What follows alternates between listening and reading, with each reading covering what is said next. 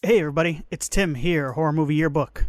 We have got a bunch of movies to get to this week, so let's just jump right in. First up on VOD July 9th is Thine Ears Shall Bleed. In 1860s America, a minister's family hears an unexplained noise from woods during their wagon journey. Mistaking it for a divine presence, they worship until realizing its sinister nature. This is written and directed by Ben Bigelow, co-written by William Bigelow, starring Leah Zawada, Lucas Neer Verbrugge, Hannah Cabell. It is the feature-length debut for Bigelow. No reviews as of this recording. There is a trailer out there, so watch it if you are so inclined. But that'll be out on VOD on Tuesday, July 9th. Thine Ears Shall Bleed.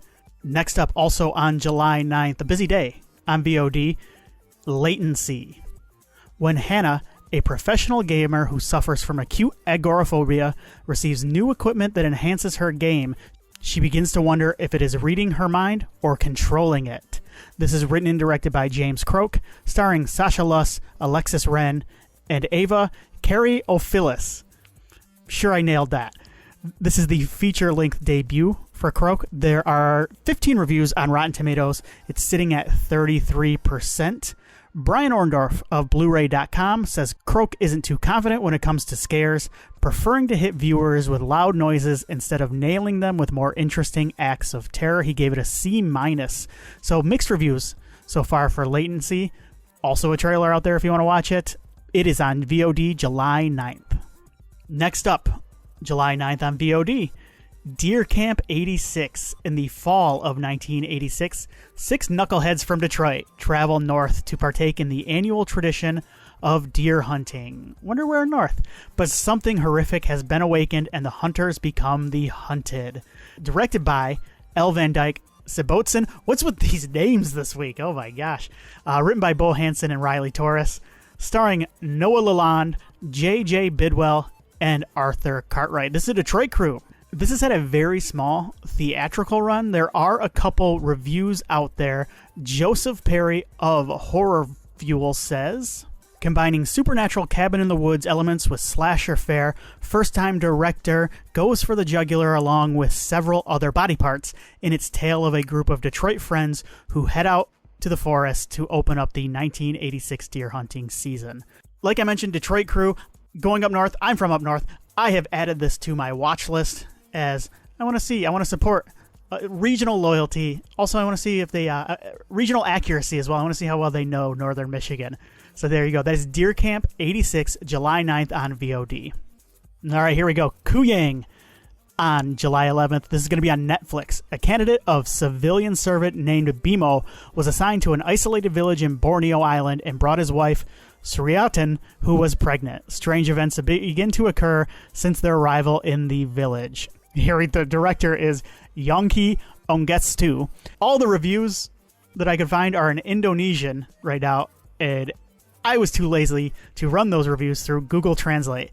Check it out on July 9th if you want. It's going to be on Netflix, if you have that service. That's Kuyang, July 11th. Next up on July 12th on VOD, and I believe theaters as well. I believe this is a theatrical and VOD release. It's The Inheritance. A billionaire on the eve of his 75th birthday invites his estranged children back home out of fear that tonight someone or something is going to kill him. He puts each of their inheritances on the line to make sure they'll help. This is directed by Alejandro Brugues, written by Chris Lamont and Joe Russo, not the Russo brothers from the Marvel movies, but instead Joe Russo, the guy on Twitter who never stops tweeting, starring Peyton List, Rachel Nichols, and Bob Gunton, the great Bob Gunton. I like Alejandro Brugues. He directed Juan of the Dead, a couple of segments in Anthology, Satanic Hispanics, and Nightmare Cinema. He also did Puka Lives, the Hulu one-shot a while back, and I kind of dug that as well. So I like his filmography. This has no reviews, though, right now. I'm adding this to the watch list, though. I like the cast, and I like the director, and that's enough for me. It's got kind of a fun premise, too. The trailer looked kind of fun for me.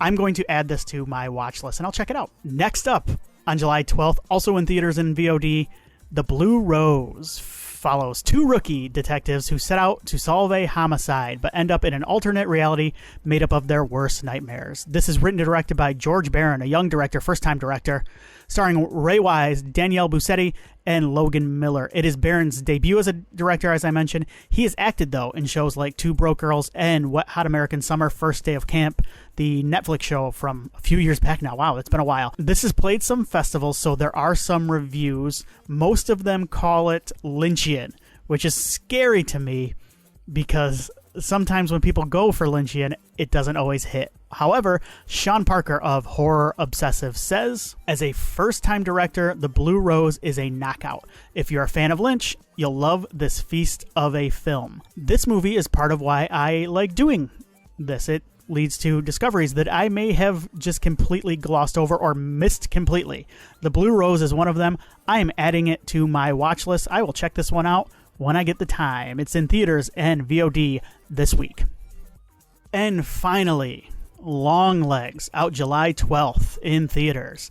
In pursuit of a serial killer, an FBI agent uncovers a series of occult clues that she must solve to end his terrifying killing spree. This is written and directed by Oz Perkins, starring Micah Monroe, Nicolas Cage, and Blair Underwood. This is the big one this week.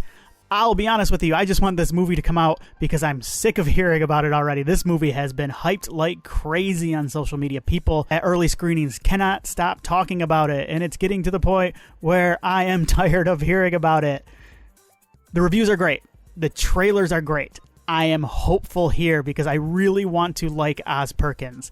The Blackcoat's Daughter, I Am the Pretty Thing That Lives in the House, Gretel and Hansel have all bored me to tears.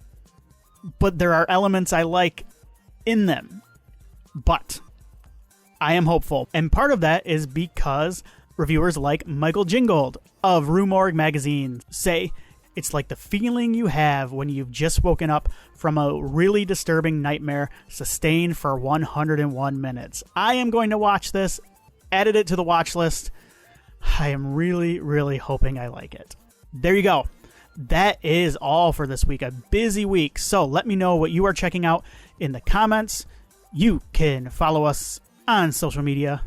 Make sure to like and subscribe. Check us out. Our podcast, Horror Movie Yearbook, the podcast we just released an episode on the Final Girls. We're in the middle of our Summer in the Woods series. We're watching a bunch of movies that take place in the woods, whether they be slashers or just horror in the woods. We are off this week due to some personal stuff. I did just release a best of my honor roll episode, my best of 2024 so far. I have 9 movies that I really have liked this year, and I talk about them a little bit. Check it out wherever you get your podcast, Horror Movie Yearbook, Spotify, Apple, and make sure to like and subscribe. Patreon.com/MidwestPodNet. Thank you everybody for watching. I will be back next week.